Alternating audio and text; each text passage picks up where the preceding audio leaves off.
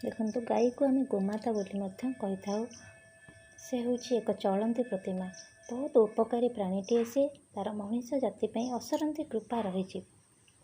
आपण जदि गाईटे घरे पालुंट ताठू जेकोसी जिनस संग्रह कर स्नेह आदर सह आनिबा ठीक। आपण जदि ताठू किछि गोमूत्र कि गोबर कौन औषधीय काम संग्रह करुँच तेबे आपण को केतेटा कथा प्रति ध्यान देवाक पड़िबो। आग देखिए गाईटी सुस्थ सबल अच्छी ना नाई। तापर गाईटी को 2.5 वर्षरू अधिका होइथिबा दरकार एवं तार खाद्यपेय प्रति ध्यान देवे। जति गाईटी बंधा होई खाउथिबो ताले ताठू आपण जेकोसी जिनस आनिबे सेथिरे एते परिमाणर औषधीय गुण न थाए।